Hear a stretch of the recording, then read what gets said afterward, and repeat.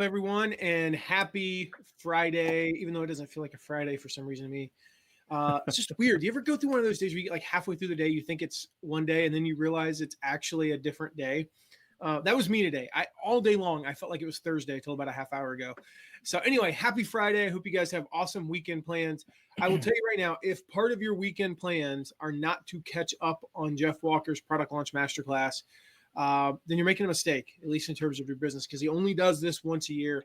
Today, we're going to talk about lesson number 3. We're going to share some of our biggest takeaways and lessons from his lesson, how you can apply those to your business. So make sure you go to mattmcwilliams.com/watch Jeff. mattmcwilliams.com/watch Jeff. So you can get in on that. You'll have access to the first 3. He's got the 4th one coming up on Monday. So you'll have access to the first 3. So you can get in on that, watch those first 3, catch up, get your own takeaways. Of course, look for the things that we're talking about in these. If you've missed any of our replays, they're on my Facebook page, so make sure you go check that out. Also, we are going to be doing another Facebook Live, a very special one next Thursday at, I believe, 1 p.m. Is that right, Mark? Or no, this one's an hour later, 2 p.m., correct? I think so. Mark is going to find out our next Facebook Live. Well, because we've got some guests coming, but I think you scheduled them for after. Didn't you? It's super secret. It's like a super secret segment. I know. I'm not saying why. It's one of the takeaways from the last Facebook Live that we did, by the way. He was sick. You can excuse that. I know. I wasn't. I couldn't Yes, even. he was. Mark was like curled up on the couch with like 4 blankets and a hoodie on with food poisoning. That was fun. Anyway, make sure you get to find out when our next one is. Get a reminder at mattmcwilliams.com/FB chat, and we'll send you a reminder. It is next Thursday. I believe it's at 2. We might be starting a little bit early. And yes, we do have special guests. But get signed up there, and we will tell you. Yes. When it's starting. You will know. So with that said, just quick introductions for those of you who don't know Mark. Then you've never watched us be on a live because Mark's been on all like 2. Then you have never the been last here one ever before. So Mark Sieverkrop, who is our VP of content, and he's been on our team for more than 5 years now, which is just amazing, and all around awesome guy. He's fully recovered from food poisoning. And also he has a push-up strategy, as I just learned. And then Robbie Miles. We can share that later. Robbie Miles, our newest team member, who's also, hey, Gwen, been going through the Product Launch Masterclass and is going to share some of his takeaways today. So we're going to do something a little bit different today than we have been, just because, it's kind of the part of the evolution of our business is I'm really going to focus on Robbie and Mark's takeaways today. I've got a couple in here that I want to share, but really want to focus on Robbie and Mark's, and then so let them lead, let them share their takeaways, and then we'll each comment on those. You guys comment on those. Say hi like Gwen. Tell us where you're from. If we don't know where you're from, and if we do know where you're from, tell us where you're from anyway, because I have a terrible memory. And it always helps me. Like, I think Gwen. No, I'm just kidding. I know where Gwen's from. So anyway, say hi to us in the comments. Ask questions. Share your takeaways from lesson 3. And with that, Robbie, Mark, I don't know which one of you wants to go first, but rock, paper, scissors, and then you guys pick. Hi, I'm Mark. I'm coming to you from my dining room table. No, I'm just kidding. You're in your office. I'm in my office today. I think in the last one I was at my dining room table because I was watching my son, kind of. Yeah, you were. Yeah, so I got some really good stuff. It's funny because as he started it, I was thinking, oh my gosh, I had to come up with takeaways. I can't think of any. And then it was like boom, boom, boom, boom, boom, boom, boom. And I had like 12. Yeah. So one of mine, let me see here. Find it here. As he was talking about the launch journey that I really liked, and he said this before, but it hit me, was this idea of building and identifying your assets and the importance of that, because I think, and when he said that, I thought of, Robert Kiyosaki's big on, you build assets, not liabilities. And I started thinking, and as he identified his assets when he started out, I realized that we all have a lot more assets than we realize we do, and we don't identify them as such. Yeah. And I think it's so easy. And we see this a lot, Matt and Robbie, with new people joining our programs, where they say, well, I don't have a list and I don't know what I'm going to do. And I don't know this. And they focus so much on what they don't have that they forget the things that they do have. And they don't identify the things that they do have. For example, if you were going to be a parenting blogger, I just was rewatching part of Dana's case study. So that's what made me think of that. Dana Abraham, who's in the middle of her own launch right now for Calm the Chaos. Yes. Yeah. Is she going to hit 2.7% growth or 2.7 times growth again? She said that every time it's 2.7. Might happen. Yeah. Yeah. All right, cool. It was just funny. I remember I saw her saying that and she's like, yeah, I just every time. But if you're a parenting blogger, it's so easy. And I think I hear a lot of people do this where they're like, well, I'm not an expert. I'm not this, I'm not that. It's like, yeah, but you have kids and they're still alive. So you apparently have some assets. You're apparently good at a few things. I mean, I joke all the time when we watch our friends' kids. And they're still alive. I don't know why. Like when you first said that, I registered it as, yes, exactly. And then it hit me. That's funny. Wait, so complete side note with that, but every time we watch our friends' kids, afterwards they're like, hey, thanks so much for watching them and taking care of them. I'm like, well, we were keeping our kids alive anyway, so we figured what the heck, we might as well do the same for yours. Since we're there anyways, but it's so easy for us to overlook those assets. And I think it's identifying them initially, but then it's building them and realizing that everything you do in your business, and I loved how he talked about you're building a business. You're not just doing a launch, you're building a business.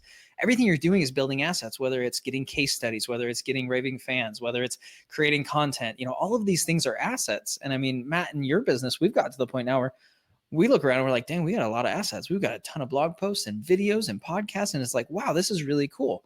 But you do it day by day. And you're always thinking, how can I build assets? How can I build things that will help me launch the next time, that will help me help the next person? And I just really like that. It's something I've known, but hearing Jeff talk about it, I was like, yeah, that's really what we're in the business of doing. It's as you launch, you're building assets. You're compiling, it's like that. There's a Scrooge McDuck with his big vault of money. You're compiling this big vault of assets that you can jump into and swim and use whenever you want. Well, he says it in terms of like you just said, when you're doing a launch, you're compiling assets, and there's a couple ways to look at that, and then I want to take it back to another way of looking at assets. When you write an email that works in your first launch, and let's just say you send 20 emails and 7 of them work, you now have 7 working emails. That means the next launch you only have to write 13. And there is a reason why launches do get easier. And part of it is you have those assets. I mean, let's be honest. We're promoting Product Launch Formula. We're in the PLF. Really? We are? How much easier has it been? Because this is the third time technically that we've promoted PLF. How much easier has it been to promote this time versus the first time?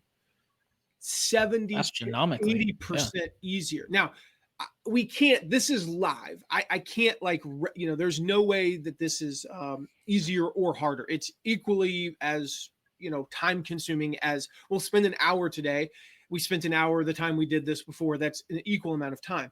Our prep work for these is a little shorter, a little bit shorter, not astronomically shorter, but the emails that we're sending, this is an affiliate tip for you. Most of them so far, I think we've sent, 6, 7, 8 emails. I would say, let's just say we've sent 7, 6 of them have been almost identical to the last year's emails. One of them I completely rewrote, almost from scratch.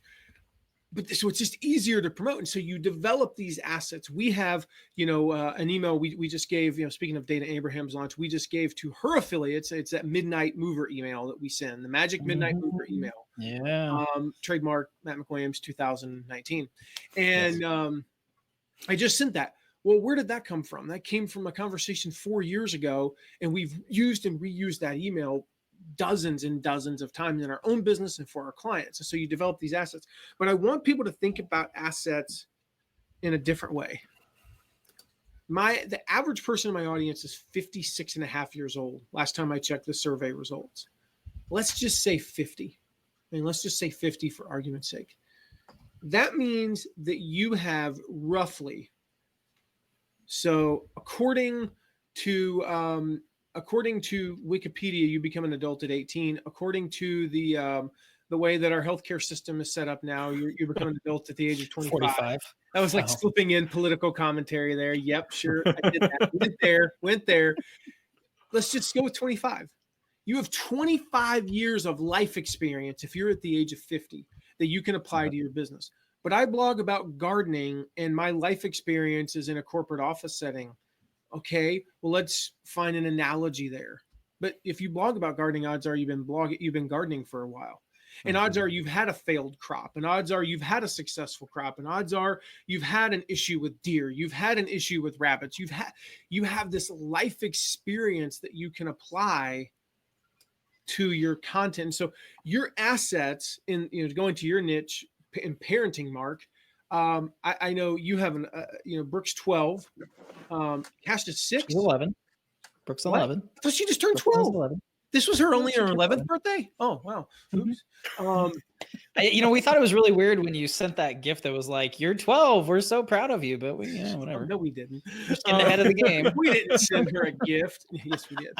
But so Brooklyn was 11. Cash is 6 or 7. Cash is 6. That's what I He thought. will be 7 in November. So I just didn't want to be wrong about that. So that's 17 years, and Karsten's 2. All right. Yes. You have 19 years of parenting experience.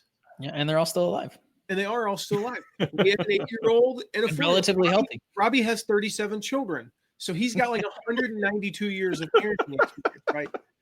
I mean, seriously, I didn't know this because again, Robbie's new to the team, right? And I asked him for his his birthdays and his kids' birthdays, right? Robbie, you kind of figure out why we're doing it. And I sent the text and I put the phone down, and then my wrist vibrates, and then it vibrates again. And then it vibrates again. I'm like, good gosh. Is he pulling names out of the phone book and saying, what is going on here? Just making it's a sitcom waiting to happen. It's a sitcom or a reality TV show waiting to happen. Anyway, you have that experience. Those are assets. Your experience in the corporate world, Mark, is an asset. Your experience in the teaching world, Robbie, is an asset. Gwen, your experience as a rocket scientist. We talked about this on Wednesday in our Start Mastermind, and we pounded into her head. She has got to use that rocket scientist angle as an asset. Mm-hmm. These are all assets. Yes, email copy is an asset. Blog posts are an asset. Videos, podcasts. But your whole life is an asset. And sometimes you might have hundreds of assets if you really think about it. The run I went on this morning is an asset. There's actually a story. There's a story there that I can use. Part of which is never go running after leg day. It's just a terrible idea. But the point is, like, these are assets that you can use. Everything that happens can become an asset.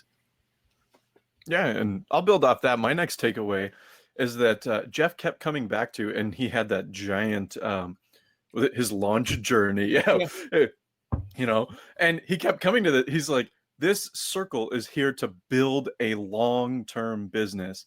And I think this is something that, most beginners or people just breaking into this space, they think, oh, I've got to have my list, and I've got to have my pages, and I've got to have my email software, and I've got to have, advanced converting funnels, and everything has to be optimized. And Jeff came out and was like, no. If you look at that seed launch at the very beginning, it's, you don't have to do everything at once. You just start, you send an email to some friends with that small, close-knit group. And that's when you start building those assets. And then over time, it comes back around. It's kind of like, he called that acceleration corner, right? And everything picks up for the next launch, and then picks up for the next launch. And so you're building all of this business over time, as opposed to doing it perfect from the beginning. So that was my first big takeaway from what Jeff was doing. Yeah, I mean, it's the thing I love about anything that's step by step is I sometimes I'll say this. There are times where I hesitate to tell people that all you have to do is take the first step, because that can be a lie. The more I'm in this business, the more I realize that it is like there's this gray area between We have a system, it's proven, and if you follow it, you will succeed. And this is easy. And I have to be very careful as a marketer not to, it's like, because my ethics don't allow me to say this is easy. It's easy to build a 6-figure business. No, it's not. If honestly, if somebody's telling you that, you like, your BS radar should be like ding, ding, ding, ding, ding. They're lying. It ain't easy. I've done it multiple times. I've built 7-figure business. I've built an $18 million a year business. It was hard freaking work. I will tell you though, in my $18 million a year business, the hardest $100,000 was the first. I mean, clearly. And in fact, I tell people all the time, from $0 to $100,000 was infinitely harder than from 1 million to 18 million. I mean, probably 10 to 100 times harder. And so, yes, you know, to quote Zig Ziglar, you don't have to be great to start, but you do have to start to be great. That's absolutely true.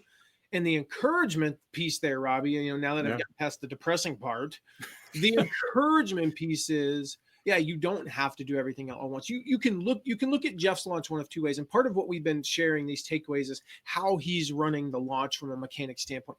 And you can look at that, and he says this, you can look at that and go, he's got 7 cameras, he's got a team there doing stuff, he's got this fancy thing, and wow, he can speak about launches without, you know, I mean, I know what he has.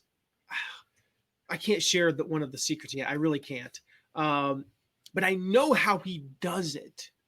And you can look at that and go, man, I can't do that. I got to have a script. I got to have a word for word script. Okay, then use a word for word script. Guess what? When you've been doing it for 14 years, you won't need a word for word script. Yeah. You know, and so don't be intimidated by what these elite folks are doing. And you go, I can't play at that level. You don't have to play at their level. You play at your level and work your way up to their level. Mm-hmm. Definitely. You want to share one of yours, Matt? Yeah. Going? Okay. So this tied in perfectly. And Mark, you actually here in our notes reminded me to share this comment. I'm going to share it. So the basic takeaway is, their customers, so PLF owners like us, right? We are PLF owners. Our company is a PLF owner. We are asking Jeff to release more stuff. Your customers want you to offer them additional products. How did our people, like our Start Mastermind people, how did they become, you know, starters? Because there was a demand for that mastermind group. And then from there was a demand for this. And from, you know, from No Product, No Problem, plug, there was a demand for the next step and a demand for, I literally just got off a call with one of our students. Something I'm not able to do with everybody, but I was doing like a 10-minute coaching call. And one of the things that you know, she basically said is, hey, great. I just loved watching you do this. I love this course. Hey, when I finish in 90 days, what's my next step? Like, she's already thinking that way. And so I got this, I want to share this comment here, guys. This was 16 hours ago. I love the follow-up comments to this too. So this is from, I won't say who it's from, but it's from the number 2 affiliate in Dana Abraham's launch. And here's what she said.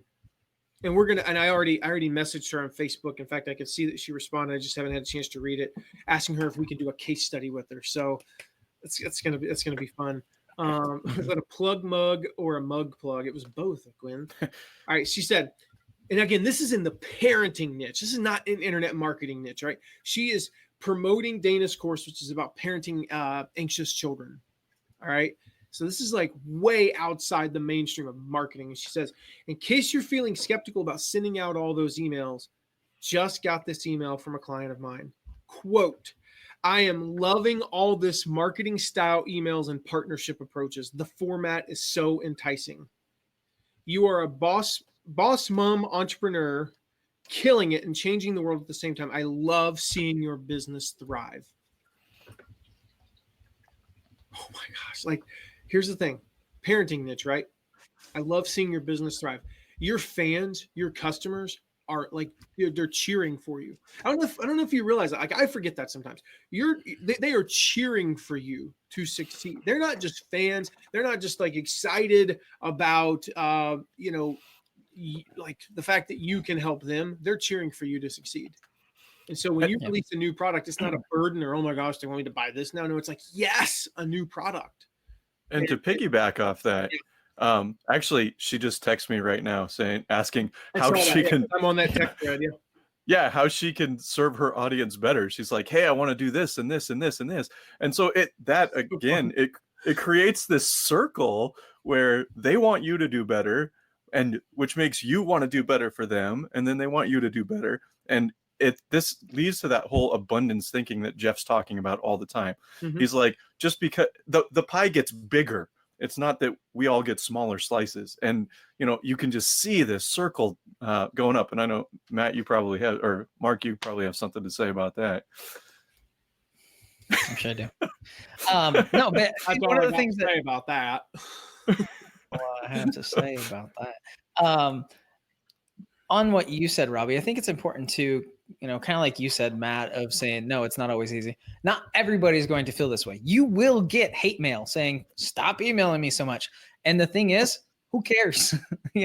Like the people that you want to surround yourself with, the people that want you to succeed. And there are people in your audience that want you to succeed. And they recognize that when you succeed, that means they succeed. And they recognize that when you succeed and they succeed, you both get better, and then you can do more. Yeah. So not to paint this rosy picture that you're always going to get emails from people saying, oh my gosh, thank you so much for sending me 12 emails about this. But Jeff's point in saying that was using the product launch formula, using product launch formula allows you to add value. And when you're adding value, people appreciate it. And that's what I love about what Jeff teaches is it's not, I'm going to pretend to add value so that I can get you to do something. Mm-hmm. It is legitimately, every interaction I've ever had with Jeff, he really wants to help people. And that's why he teaches this the way he does. I mean, if you've watched any of the masterclass, you've seen that he gives away ridiculous amounts of content. And you could take the things that he teaches just in the Launch Masterclass and build a massive business.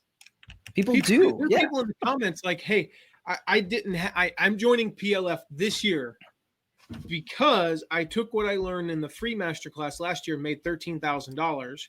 Mm-hmm. Yeah. Typically, admittedly, you don't hear the 6 and 7 figure stories from the free masterclass. I'll just be transparent, but you hear a lot of $5 and $10 and $15,000. You're like, wow, if I can make $15,000, that's the one I read the other day was like $13,200. If I can make $13,200 from his free masterclass, and what he's saying is, 10, 20, 30x in PLF.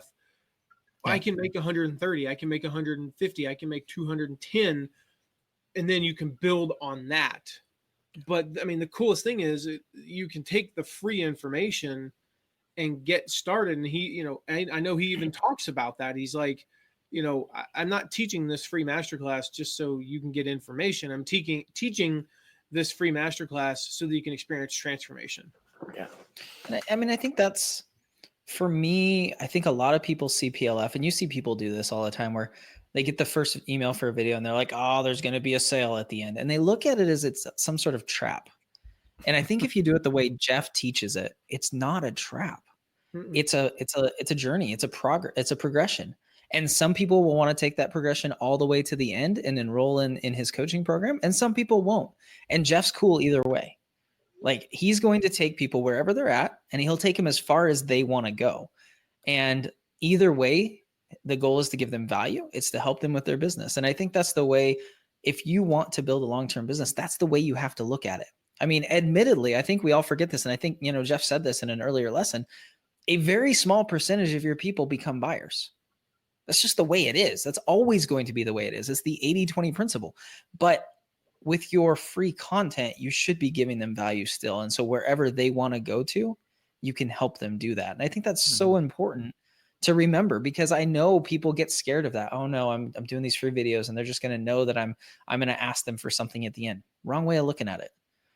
You're taking them on a journey and they can decide that they want to stop at the first stop or the second stop or go all the way to the end. Yep. That's a good analogy. I like that. Write that down. Robbie, write that. Put that in Asana. Trademark Mark. Yeah, 2019. 2019. Yeah. I saw Tim Kirk's question. I want to address that because that's a great question. Tim, I'm curious. Did Jeff actually answer that? I didn't see.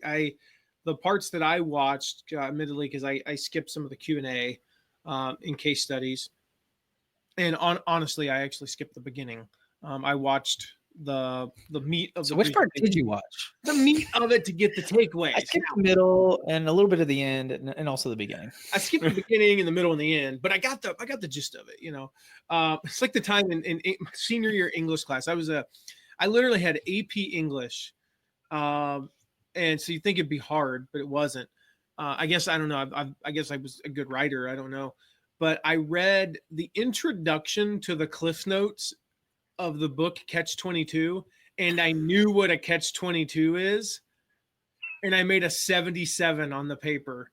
And I'll never forget, in red at the end, Mrs. Sisson wrote "too much fluff," and I took that paper. I was kind of a jerk in high school. I took that paper, and in blue below where she wrote "fluff," and I handed this to her on the last day of class after we got our grades, of course. Right. I wrote, "That's because all I had was fluff." On that note, since you mentioned that, when I was in high school, I took answer Tim's question here in a second, but yeah. Yes, I took the same thing. I took an advanced English class, and at the first day, the teacher said, "You cannot pass this class without reading these 6 books." And in my mind, I said, "Challenge accepted." And I did not read one of those books all year long. Cliff Notes. That's all I did. I mean, today it would have been easy with the way the internet is and the reviews and stuff. All I had was the teacher inside me is dying right now. and then so at the end of that class, she gives me my grade. I got the second lowest grade in the entire class. It was like a B- or a C+. I can't remember. Lowest grade I've ever gotten in a class. She literally looked at me and said, "I'm surprised you made it through this class."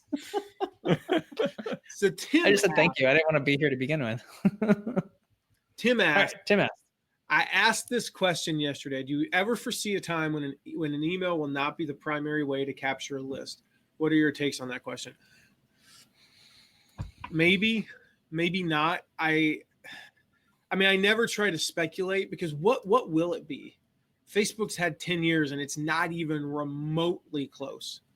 I mean, It's like literally, I don't know if you guys know this, in terms of the value of a Facebook fan, follower, or whatever, versus an email subscriber, it is 1/50th. So to put that into perspective, if you have 50,000 Facebook fans, you need 1,000 people on your email list to equal in terms of revenue. Okay. I mean, 10,000 Facebook fans, and what is that? Like, I don't even do the math, 200 people on your list. Like, we're talking fractions of what you need. And so, we're talking about Jeff Walker. I was sitting I think we were at lunch, may have been breakfast, down in Tennessee earlier this year. And we were talking about this because Michael Hyatt asked the question, what do you guys think is going to be like? What do you think is going to be the deal in 10 years? And my exact response was, the next email is email. And Jeff told this story. He said in 2003, a guy stood up on the like elite marketers. So 2003, 16 years ago, and declared that email is dead. Email is dead. You know what he thought the next email was going to be? RSS. Who uses RSS today? Like, I know, I do. But I'm a nerd. I use email, right? It is RSS has a fraction. Like, we're talking 1/1000th of the reach of email. Oh yeah. And so, and it went through a period where it started to get a little traction, and then it just completely died off. And so I know that we have like I don't know, 1,800, 1,900 people who subscribed to our RSS feed in 2019. They're an afterthought. But if, we make like nothing from them. No exaggeration. Maybe $1,000 a year if we could even track that. Mm-hmm. From email, we make, a lot more than that. And so the point is, that was in 2003. So here's a fun exercise, Tim. Go Google in quotation marks on Google email is dead. Look for the results from 2000, let's say 2003. Skip ahead 2 years, look for 2005, 2007, 2009, 2011, 13, 15, 17, 19. If somebody has been writing something, or if the experts have been, the gurus have been saying this for 16 years, the same thing, and they're wrong every single year, I begin to get a little suspicious. And so you can ask our List Launch Academy students. I mean, like, look at them. And it's like, yeah, you know, I mean, some of them, they're like, I have 11,000 Facebook fans. How much money do you make? Like $50 a month, $100 a month. And then we teach them to build an email list of like 200 people, 500 people. How much money are you making now? 1,500, 2,000, with like a fraction of what they have in terms of Facebook. And you can get, you know, we teach this in List Launch Academy. You can get an email list of 500 people, 300 people in days, weeks, like single digit weeks. James Kalita got 3,200 in 12 weeks. You can do that. You know how long it takes you to get, so let's see, he got 3,200. You know how long it takes you to get 150,000 Facebook fans? Years. Like decade. Never for a lot of people. Yeah. And so do you want Facebook fans? Of course. Of course. I mean, to my point about RSS, Gwen is asking, what the heck is RSS? You don't even need to know because it's irrelevant. Yeah. But in 2003, it was going to be the next email, according to this guru, and it never materialized. And so will there ever be something that replaces email? Yes, in much the same way that there is now beginning to be things that replace fossil fuels. I mean, you know, something will, but it's going to be something kind of like, you know, will there ever be anything that replaces the fax? Yes. Email was the thing that replaced the fax. But what is it going to be? It's probably going to be something that doesn't even exist. I'll say it's not created yet. Yeah. Well, think about it too. Like when you sign up for Facebook, you sign up for Twitter. What's the one thing they ask for? Your email. You can't even get on those platforms unless you opt into their list. Yeah. And to Tim's point, here, put that up on the screen. I'll take your word for it, but I have so many unopened emails, all from people trying to sell me stuff. That's exactly what James Kalita said. He was like, well, I just assumed that everyone was like me. I don't read the emails. The numbers don't lie. Data doesn't lie. Data is, is factual. And yeah, you have so many unopened emails, but you open a lot of them. You open 25% of them. And so here's the thing. You have unopened emails, Tim, but guess what? Facebook, so let's just say you only open 25%. That's about average. You open 25%. You only see 10 or 11 or 12% of what I post on Facebook. Not to mention that when you're an email and you open it, you click and you take action. But on Facebook, there's 8,000 shiny objects going around. And so you only see, you see probably in some level, you have to make a conscious decision with email to delete it. You may never open it. You may open it and read it for 2 seconds and decide to delete it, but you had to take an action. Facebook only shows you a fraction of what I post or what other people post, which, by the way, if you follow me on Facebook, you should change your notifications so that you get all of our notifications, because to be honest, I don't sell that much on Facebook. I'm just giving away massive value, massive free content, inspiration, and motivation you need to succeed in business. So you should enable all the notifications from me. And I mean that sincerely, so that you do see 100%. But if you don't, and most people don't change their settings, Facebook chooses what you see. Facebook's in it for Facebook. And I have nothing wrong with that. It's a free platform. And I believe that from a business standpoint, they're doing what's smart to not show you all my stuff. Because if they did, then it wouldn't be good for their business, because there's so much they could show you. If you have 500 friends and whatnot, they're going to show you the things that keep them on Facebook the longest based on their algorithms. So we can look at it and we can see this post reached 197 people, 7% or whatever. This post reached 2,842 people. Oh, that was a higher percentage. So they're not even showing you everything. Whereas at least with email, I know it gets to you. Yeah. There's a chance for you to open that email. There's a chance with Facebook, no matter what I write, no matter what picture I use, what video I post, how I bold it, format it, whatever, you might not even see it. Whereas at least with email, I have a chance, if I write a really good subject line, Tim, that it catches your attention and you open it. So, I mean, I think too, one thing I was going to say based on Tim's comment there, I have so many unopened emails. Yeah, everybody does. I mean, Jeff Walker's got a multi-million-dollar business. What's the industry average on open rates? 30%, 40%? Less. Jeff Walker makes Less. millions of dollars with 70% or more people not opening his emails. Yeah, 80% not opening. If you were a baseball player, you don't need everybody. Fired. You would be. Yeah. You would not. You would be like. You would be a. If you were a baseball player with a 220 batting average, a 250 batting average, unless you're like a really good pitcher or amazing in the field, you will soon be a stock clerk or a salesman or whatever. Yeah. In email marketing, you do 20, 22%, 30% on the 25% on the high end. You're crushing You're a it. rock star. And I just wondered how I got peanut butter on my pen. This is the thing. Like, you discover things when you have kids, you look at stuff and go, wait, there's peanut butter on my pen. Don't blame the kids. Yeah, man. Come on now. I don't need peanut But butter. I mean, you know, I think a lot of it's just the way you look at things too. You know, that's one of the things I'm sure we'll talk about a little bit is Jeff's talk about the inner game versus the outer game. And I love the way, I mean, we can even just, that was one of my takeaways is Talk about he that right basically, the way I looked at it as a marketer, I looked at it as he basically put the ball in his prospect's court. He took away every excuse. He basically said, I can answer every question for you. I can answer every problem you have, but unless you say I can do this, you're not going to do it. And that's what it comes down to. And I'm not, I know Tim doesn't take it this way. I'm not picking on, but it's the way you look at things. I mean, are you looking at the fact that, 70% of people aren't opening your email? Or are you looking at the fact that, 25% are, and oh my gosh, look at how well I'm doing because of that.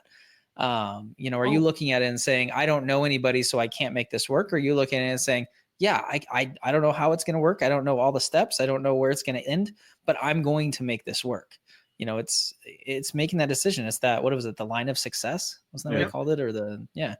So, I mean, so much of this comes down to, and I love how he really turned to that in this lesson of, it really comes down to your inner game, or do you have the belief? Are you willing to overcome the challenges? Are you willing to push forward? Are you willing to learn? And that's really, for me, I think the crux of everything is how do you look at things? How do you see things? I'm rereading or listening to The Magic of Thinking Big, and that's one of the big things in there. Are you looking, reading it? Listening. Which one you said both? Are you? I am listening. Yeah, I'm not re-listening because I've never listened. Is the audiobook? Yeah, I like it. I like it. Yeah, because I've had a hard time getting into the written one, and there's certain books where I love to read them, and then there, I'm reading one it's called by Steve Siebold called How the Rich Think, and I guarantee you I could not listen to that. I have to read it because it's like the war of art. It's like chapters are one page, so I can read like 2 chapters at a time and get my little nuggets and take action. But with that book, I think I need the audiobook. So but I mean, it's the idea of that. It's just, are you thinking positively? Are you saying I'm going to make this work even if I don't know how, or are you saying not? And I think from just a success standpoint, that's important. But from a marketing standpoint, I look at that and said, oh my gosh, like the way that Jeff is setting this up, because we all know that he's launching something and we're okay with it. But the way he's setting this up, because I mean, you guys know how it is when you launch something, there's a million different questions. We do tough questions emails. We do frequently asked questions emails. Everybody has questions, and you always have those few people that want all of their questions answered before they can make a decision. And Jeff's just basically saying, look, you're never going to have all your questions answered. And even if I do answer them all, it's not going to make a difference unless you make the decision, unless you believe it can happen. And as a marketer, I'm like, dude, that is genius. Like, unbelievably genius to place it that way. But again, like we talked about, he's also adding value. Like, he's teaching serious life success principles here. Yeah. If you don't believe, I mean, I've noticed this. Mark, have you ever talked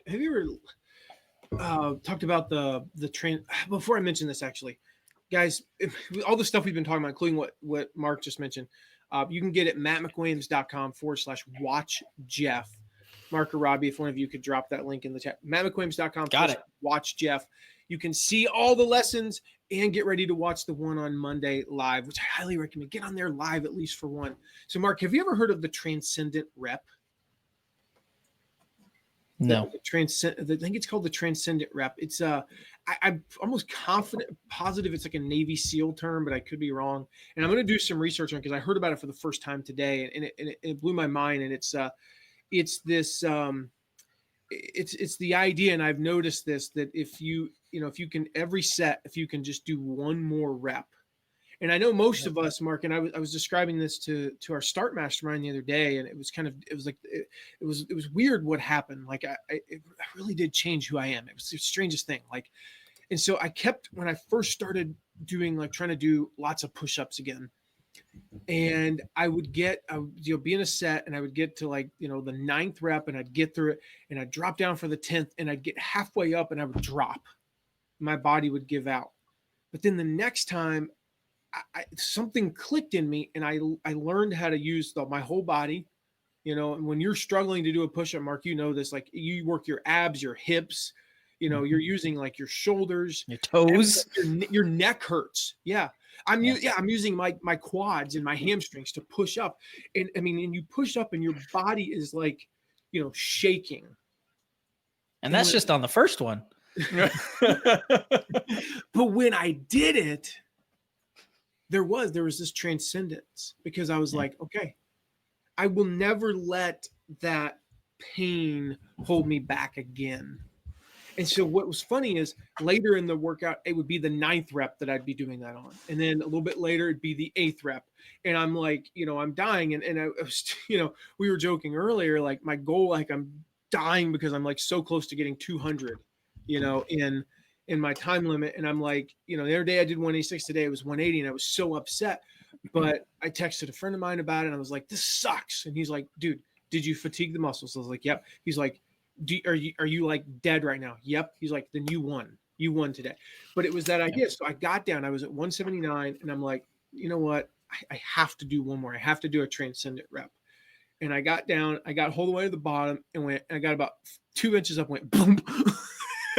But then I was like, okay, 30 seconds, just give it 30. And I was like, and I'm pushing up, and I was like, one arm's going, but the other's not. And it was this idea of this, like, that transcendent rep. Like, you fought past whatever it was, and it completely changed who you are. And so as you were talking, Mark, like, one thing I was just, I was hearing that was so different. I think people, like, we forget about this, is like how much the experience of that inner and that outer game, right? Mm-hmm. How much this experience just changes who you are as a person, like in a completely, I don't even know if it's, like, it's not even quantifiable. And so you were saying that, like, no matter how much the logic, nobody buys on logic. We all buy on emotion. The emotion of how it's going to transform our lives is really what we're ultimately buying. I just couldn't help but think of that transcendent rep, because I have, like, when I'm doing stuff like that, it's so true that if I say before I drop down, even though logic tells me I can only pump out 9 reps, if I say 10, 10, 10, 10, 10, and even when I'm counting in my head, 1 of 10, 2 of 10, 3 of 10, 4, like, I'll do that. I do 10. Now that 10th one is it's that one, but I do it. And it's so cliche, but that belief is just, if you buy a course and you're looking for reasons why it's not going to work, it's not going to work. Can I jump in on this real quick? Yeah. As somebody who has done those transcendent reps in military officer school. Yeah. Is that a military thing, by the way? I think it is. I've never heard it called that, but okay. We got our butts kicked enough that's what we did. But and this is something that Jeff talked about repeatedly as well, is he talks about your tribe, your community, and that transcendent rep. Matt, you might think it's just 1 rep. Okay. It's not. No, but when you're there and there's, you and your closest people. Like by the time my officer class, we started with 27 people.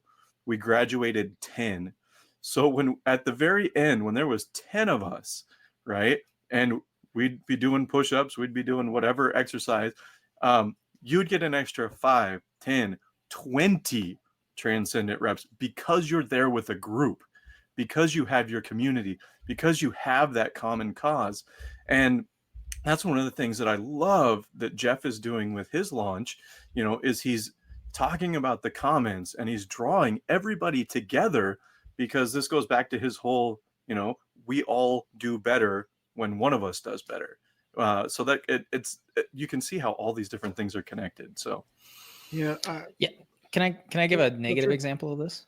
Yeah. Just last week, I was at the gym. I mean, we're on this idea of using gym analogies. So, Well, and I was lifting. I was there's doing. a reason for that, Mark. It's not just we're on this thing. Like, and I know you know this, but I just want to explain to people that the old saying, "How you do anything is how you do everything."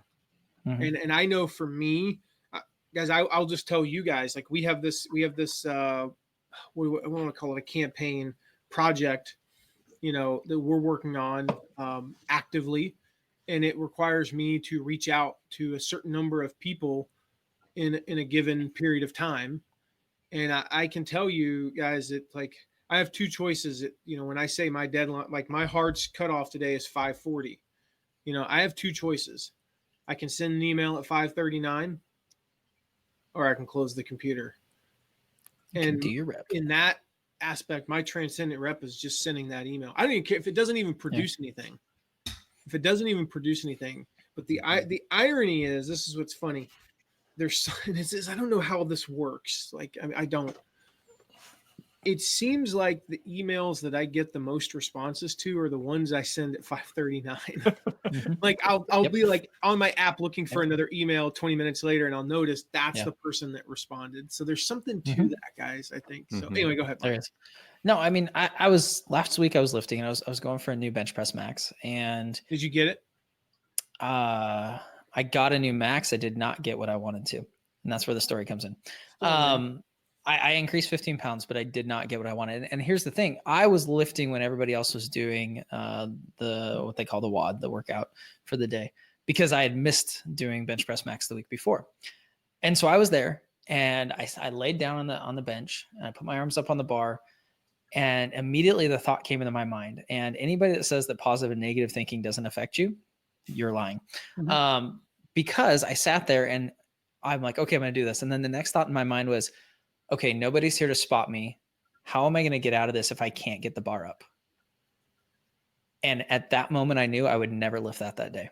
I just knew it. I had made the decision I wasn't going to You lift it talked because yourself I out had of it. that negative thinking. And I tried. I got somebody to come spot me afterwards, and I tried. I couldn't get it. Yep. But I guarantee you, if I would have taken 5 pounds off, I could have done it easily. Mhm. I guarantee if I went back in this week and I had somebody spotted me right away, I could do it.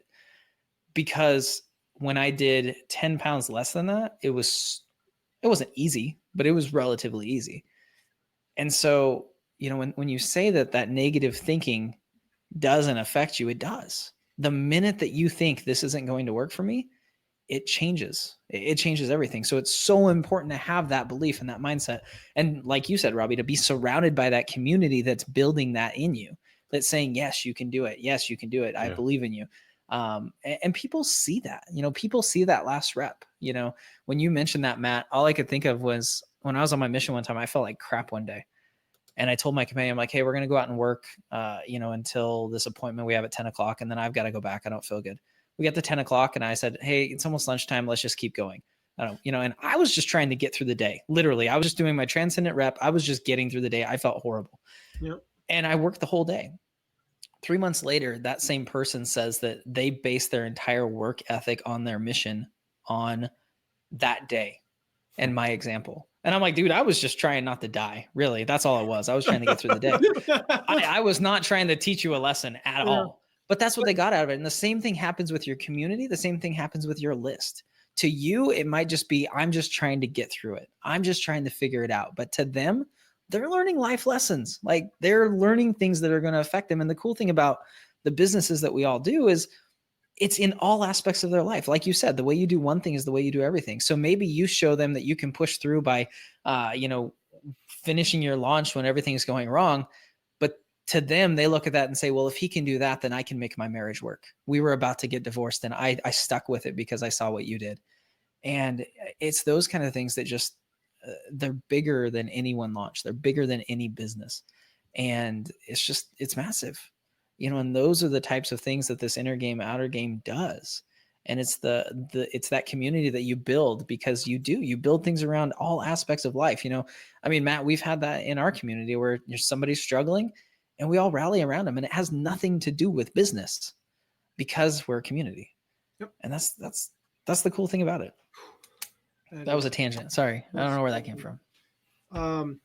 Let's share a few more takeaways. I know we have like a lot. But I want to focus on one more each and wrap up. Okay. Because I haven't eaten yet today and I'm really hungry. I'm just being honest. Like we're gonna set a time limit because I need to eat food. I am not intermittent fasting. I just accidentally haven't eaten. So you got some peanut butter there. Yeah, look it up here. I think this is like months or years old. The only thing, I gotta be honest. Do you ever reach one of those points when you have kids where you look at something and go, peanut butter or earwax? Yeah. Mm-hmm. Every 37. Chocolate or wait. Yeah.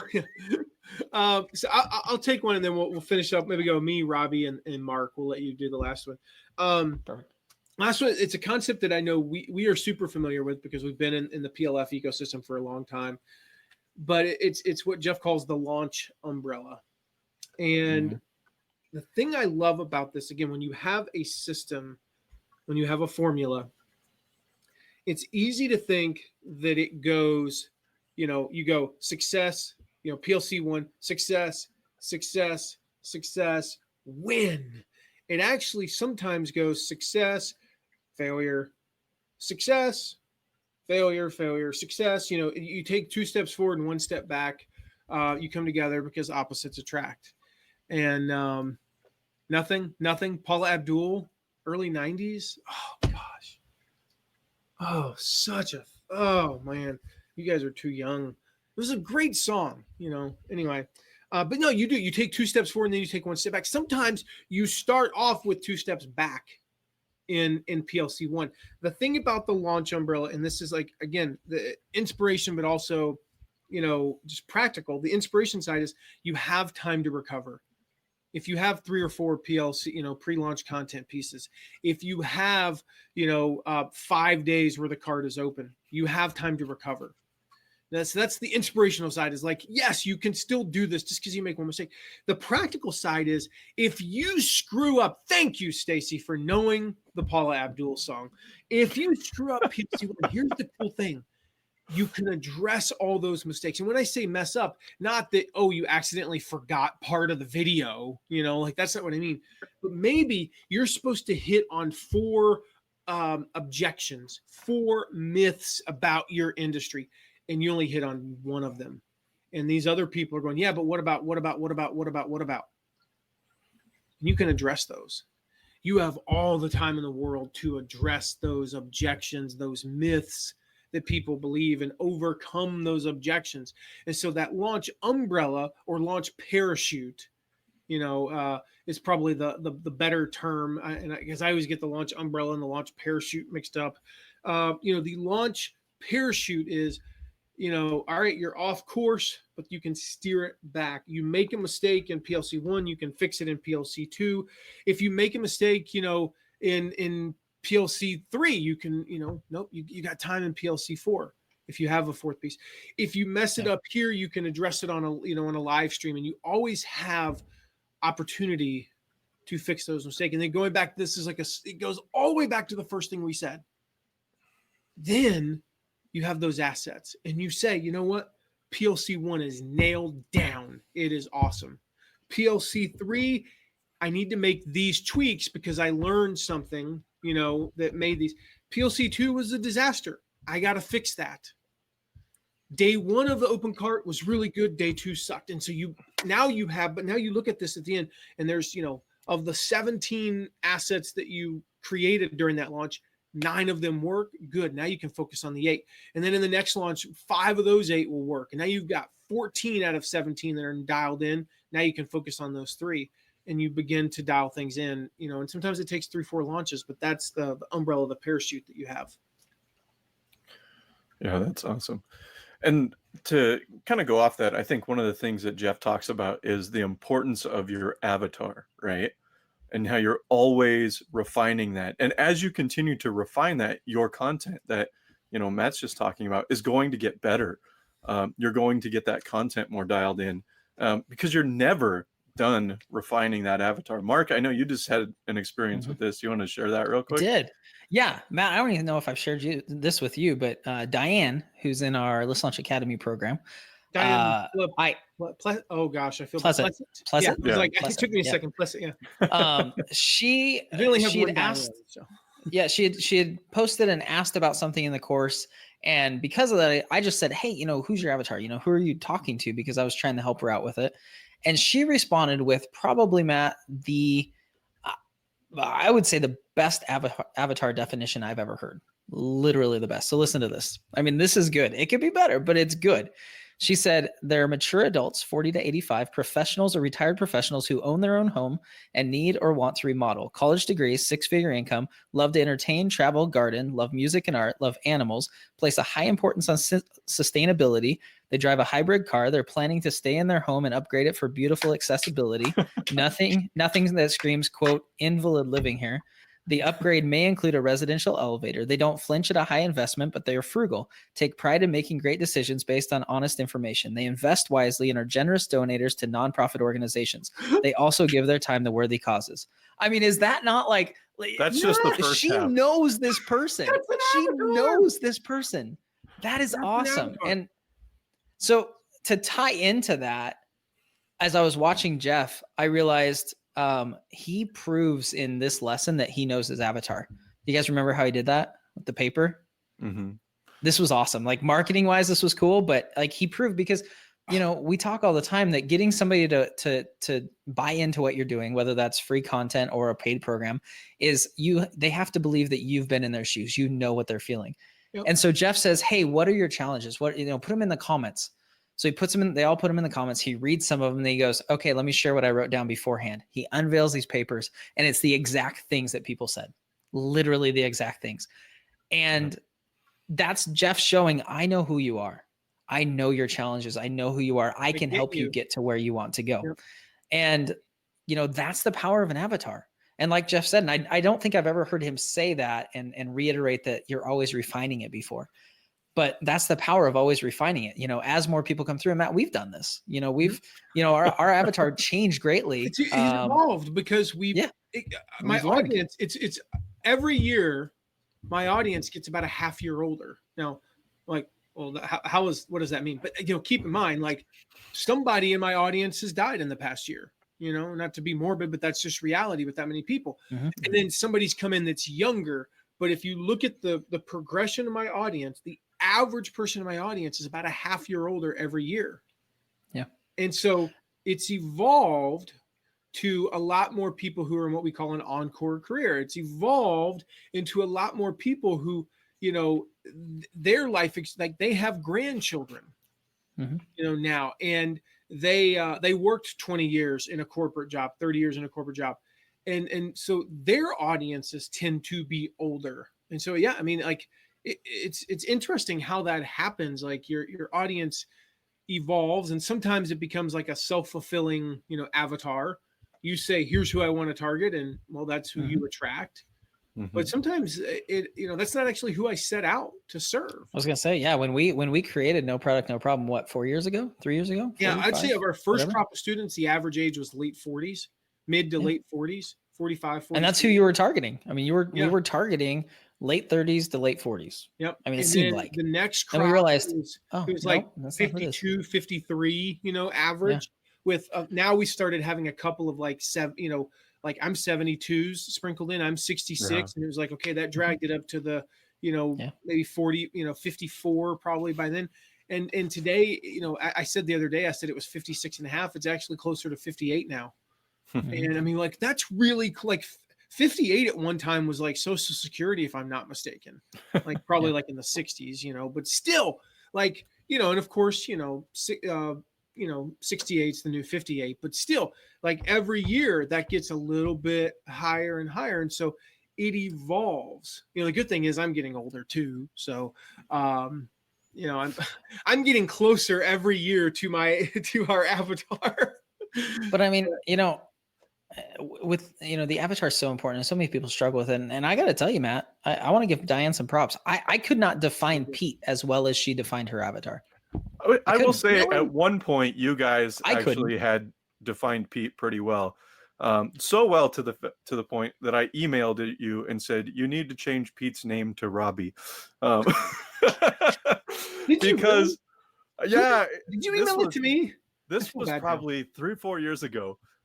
Because it was in the middle. I can't remember if it was PLF or some other launch. Maybe it was Best Year Ever launch.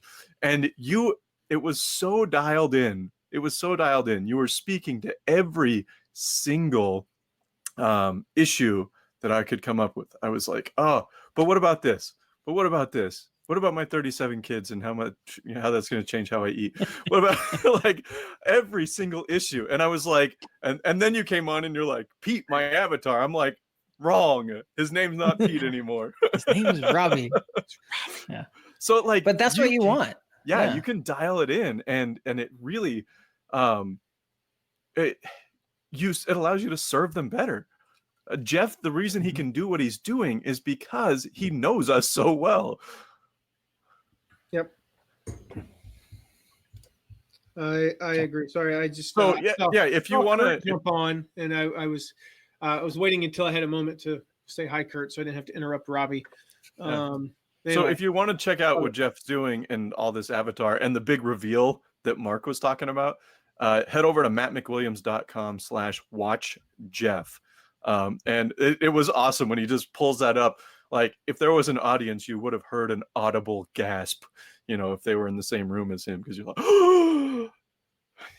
so. And that's how well you should know your audience. Yeah. I mean, it really is. Like, I always say, you have to know them better than they know themselves. And, there's here's the thing I love about, let me, found that in the LLA group there. Okay. Here's what I love about Diane's thing. So it starts off with demographics: mature adults, 40 to 85, professionals or retired professionals. They own their home, but then need or want to remodel. That's not demographic. That's psychographic. College degree, 6-figure income. Okay. That's demographic. But now, here we go. Now we're getting into psychographic. Love to entertain, travel, garden, music and art, love animals, high importance on sustainability, drive a hybrid. What kind of car you drive is actually not demographic. It actually is psychographic, by the way. There's a few things that seem like they're demographic, but they're actually psychographic. Planning to stay in their home and upgrade it. Residential elevator, maybe. They don't flinch at a high investment, but they're frugal. They take pride in making great decisions based on honest information. They invest wisely, generous to nonprofits, give their time to worthy causes. Those are psychographic things. So we say you got to know your audience better than they know themselves. And so, for instance, would they say that they're generous donators? Maybe not. But you say that they're generous donators, and that's something they might not admit about themselves. So those are all the things about them. Then you also have to know their fears. You have to know their holdups, their objections, the myths that they believe about themselves. And so what keeps them up at night is kind of the question. And sometimes they don't even know what is the real thing that keeps them up at night. And you have you have to know this stuff about your audience. And so the cool thing is, I had this call with one of our students earlier, is when you start, you get to determine, if you're just starting out, you have no audience, not a single person on your email list, you're in a great place, because you get to determine who your avatar is. You don't, over time it will evolve, but right now you get to decide who your audience is. And that's a great place to be in. And so you get to decide what their fears are and what keeps them up at night. Kind of sounds weird, like I get to decide what keeps you up at night, Robbie. No, it's like you decide, who do you want to attract? It's the people who feel this way. And yeah, you have the demographics, but you also have the psychographics. So the demographic side says, okay, my average audience, 58 and a half years old or 58 years old, which means there's some, a lot of 60s and a lot of early 50s, encore career. What keeps them up at night is can I pay to make it to 90? What keeps them up at night is, wait a minute, I spent 30 years in corporate America. Now I'm going out on my own. Do I have what it takes? What keeps them up at night, I'm not picking on any individual here, but when I say this and this person watches it, they'll know who I'm talking about. What keeps them up at night is, I've been doing this for 7 years. I'm in my 5th year, my 6th year, my 7th year, and I'm still stuck where like, is there something wrong with me? Am I deficient in some way? Do I have what it takes? That's what keeps them up at night. That's what, worries them. And that's what they're talking to, their friends and family about. And so the answer is yes, by the way. Mark, you've got our last point, and we'll close it out here. Guys, again, quick reminder, mattmcwilliams.com/watch Jeff. You can watch the first 3 lessons that have already happened. Do your best to come to the live lesson on Monday. I'm going to do my best to be there. I've got a hard cutoff toward the end, so I'm not going to get to watch the last 45 minutes or so. Got a hard cutoff there, but I'm going to try my best to be on. You'll see me in the comments. Let's interact, share our takeaways there, and then we'll share our takeaways from that and some other really cool stuff next week. So make sure to go to mattmcwilliams.com/FB chat. Yeah, Mark's like, I'm excited. Next Thursday is going to be so freaking cool. So go there, mattmcwilliams.com/FB chat. You can get reminded when we go live next Thursday. Because I'm going to tell you, whatever time I tell you we're going live, we're probably going to go live a little early. And then we've got some super secret stuff at the end I can't even tell you about. All I can tell you, there may or may not be party hats involved. Probably not. Awesome. Anyway, but there may be. There may not be. I'm just sitting here thinking, I gotta get to the store. I gotta get my party hat, unless it's getting shipped to me. No, I think I was trying to think what I wanted to share for my last one, because there's so many more that I could share. But I think it's Jeff talked a lot about how the next launch starts the day that you end the one before. And he gave the example, and we all know the example of Gwen. To answer your question, mattmcwilliams.com/watch Jeff. That's how you get there. That's our Gwen, I'm so disappointed. We've only said that link like 11 times. I know, right? Jeez.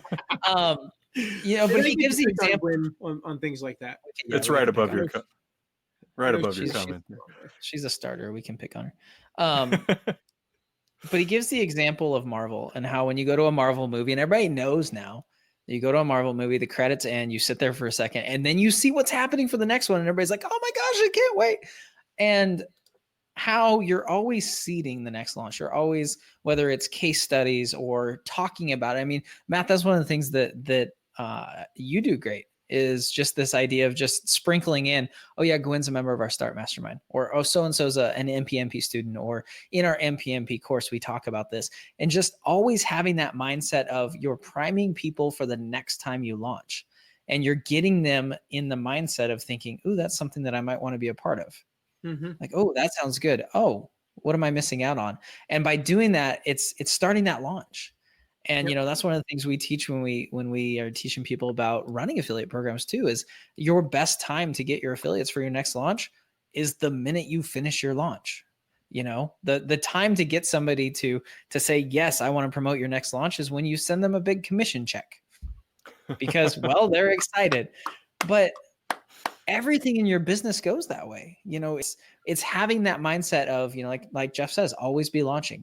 You're always launching. You're always preparing. If you're not in your launch, you're preparing for the next launch, which means you're launching. The people that do it really well are the ones that do that. They're always mentioning it. They're doing case studies. They're talking about it. They're sharing snippets from it. They're sharing success stories from it. Just like we did with Diane. That's not the reason I did it, but thinking about it, that's one of the benefits. We show what one of our students is doing well. And we do it because people like being bragged on. They love being bragged on. So it's a win-win. Yeah, it's a win-win. Yeah. So that was one of my bigger takeaways. It's not something new, but it was just realizing that every single day you can be doing something to set up your next launch or your first launch, even if it's your first launch. It's doing things like we were interviewed Dave Gambrill a couple weeks ago. It's those posts like, hey, I'm going to have something coming up that I'm really excited for. Or, hey, if you're interested in this, I've got something I'm going to share with you in the coming days, or, mentioning that, I'm working on something, and it's getting people excited. It's building that anticipation. It's creating, a group of people that want to find out what you're doing, because again, like we talked about earlier, people want you to succeed. They want you to succeed. They want to see what you're doing next. They want to know those things. Hey, Gwen, can you let me know, to your point, Mark, as we wrap up, now I'm even hungrier because I pulled this up to ask Gwen a question. And did you guys know it's National Pepperoni Day? Really? Yeah, National Pepperoni. I'm literally going to go upstairs and eat some pepperoni. That's like so awesome. Buy a pizza. But you can get $0 delivery from Blaze Pizza, and their keto crust is absolutely unreal. By the way, I don't know why anybody would eat regular crust. It's so much better. It like tastes. They deliver to Washington. I don't know. Probably not to your house. Timbuktu there. Okay. So Gwen, they will deliver thousands of miles, but not to your house. What did I refer to this as on our start call on Wednesday? I want you to remind me what I referred to this. I know, but I want Gwen to answer this question. What I referred to this as. See if she can remember. Or Kurt, Kurt, you're on. Kurt's one of our starters. See if you can remember what I called this on our call. Nitrate pepper. Yeah, exactly. I'm curious, Gwen, if you remember, because there's a point to this, and I'll answer it before Gwen can, because I know we're on a little bit of a delay with the comments there. I called it, the magic rectangle. The magic rectangle. I reminded them, as I'm reminding you guys, you hold more computing power in your hand, in your pocket, in the magic rectangle. I call this the magic rectangle now, or the excellent rectangle, which is from Ron Swanson on Parks and Rec. If you guys never saw that episode, he got like an iPod for the first time, and he had it, and he goes, I love this rectangle. All my music's in this rectangle. This is an excellent rectangle. And so you have more computing power in the palm of your hand than George W. Bush had when he was elected. That's only 3 presidents ago, or 2 presidents ago. And when he was elected, he had less computing power as the president, as the leader of the free world, than you have in your pocket. And so you want to talk about building a business that lasts, and, and connecting with your audience. I mean, grab the Bonjoro app. I can never remember how to spell it. So it's mattmcwilliams.com/B. mattmcwilliams.com/the letter B. You grab this app, and can I show a screen that doesn't have people's email addresses on it? Yeah, here you go. You grab this app, and I can't, because that'll show you guys people's email addresses. I'm not going to invade their private. Oh, no, not going to do that. Okay. Anyway. Matt will use mine. This just shows names. Okay, great. You grab this app, you record videos for people. And so right now, I'm just going to say, I'll just read names. We got RJ. He signed up for our webinar. At some point before that webinar, I'm going to click this and I'm going to go, hey, RJ, it's Matt McWilliams. I am so excited that you registered for our Passion to Profit Path training coming up. I can't wait to see you on there. Make sure you get your workbook and make sure you bring lots of questions. Can't wait. I'll see you soon. Poop, poop, done. Send. And it's like that, right? I don't have to type email addresses. I don't have to do anything. And I send that video. It's a 20-second video. All they did was register for a webinar, and they get a personal video for me. Here we go. This person, I don't know their name. Normally I get their name. Candy. Okay, I can figure it out from the email address. Candy. All she did was just sign up for my email list. Okay, and I can go, boom. Hey, Candy, it's Matt McWilliams here. I just want to say I'm excited that you're in my tribe. I look forward to interacting with you. Look forward to seeing you on a Facebook Live. Look forward to, if you have any questions, I've actually got a script so I can not sound like an idiot like I am right now. If you ever have a question or need anything, just, hit reply to this email and let me know. I can't wait to interact with you again. Welcome to our tribe. I'll see you soon. Bye-bye. Boom, boom, send. Do stuff like that for your audience. To your point, Mark, it's like guys, you have the magic rectangle. You have the magic rectangle, use it. Use it. Stacy said, I loved my video. Yeah. And, of course, you get a new customer. I don't care if they paid you $1 or $1,000 or more, record a video for them. So in this list, I have people who just bought a product of ours. I have people who all they did was visit a sales page of ours. Now, there's a couple things I could do with those people. I could record it, and I will, before the deadline, and say, hey, it's Matt. I just wanted to know why you haven't decided to buy yet. And it's a personal video. Click send, and a little bit more than that. Or after they visit, even after the deadline's passed, but I know they visited the sales page, which I know that they thought about buying, but maybe there was a reason. And I just say, hey, I don't even ask them why they didn't purchase, which would be a good marketing technique. All I do is say, hey, I just want to welcome you to my tribe. I saw that you came in through this partner. In this case, I'll mention the partner's name. And I just want to say, I'm glad you're in my tribe. If you ever need anything, let me know. Magic rectangle, guys. Like, you can do so much with the magic rectangle. Of course, we know all the other stuff you can do. You can learn just about anything you want to learn from the magic rectangle. So my question would be, also you can get wait times on the rides at Cedar Point, which is one of my favorite things about the magic rectangle. But like, it's so like the technology just it's so freaking amazing now. And so the way to connect with people, I don't know how I got off on that tangent, Mark, but I had to let you guys know. So mattmcwilliams.com/B, you can do it for free for a couple of weeks. It is insanely easy to use because here's the funny thing. That's Robbie, what we have to do. We got to make it insanely easy for Matt. I told Robbie, I said, here's my dream scenario. This is our new, like, one of the things we do as a company is I describe how it would be in a perfect world, and then we back down from there. Right. This is Matt's magical world. Yes. This is Matt's magic rectangle. That piece is not possible. So we'll do this. This piece is possible. And then right. Okay. So we get it. I described my ideal magical scenario. I said to Robbie, hey, I would love it if I could just open an app. Guys, this is like real here. I'm not joking. Like, Robbie will back me up. No, this is dead serious. I have the text right here. I wish I could. I wish I don't know. It'd be like a really good story if I'd made it up, but it's not made up. Screenshot that. Because people will say things like that, like in my magical world, and then blah blah blah. I've seen this happen. I said, Robbie, I want an app that I can open, and it gives me a list of names.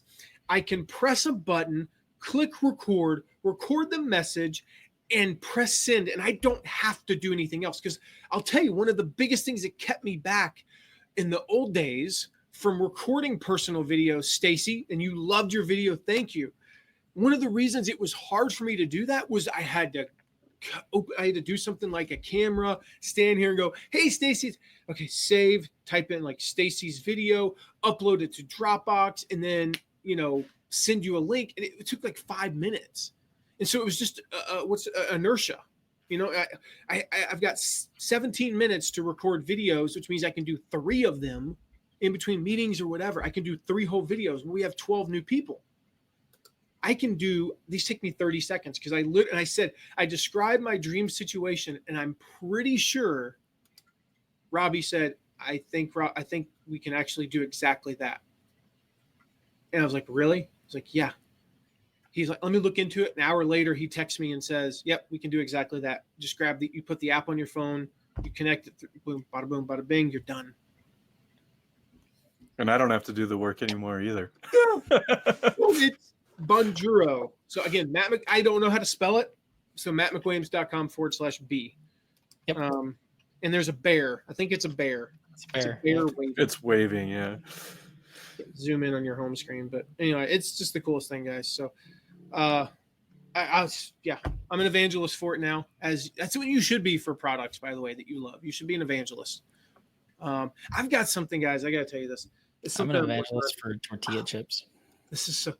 There's a book out there. It's the best-selling book of all time behind the Bible called The Purpose-Driven Life, and you guys have heard of it.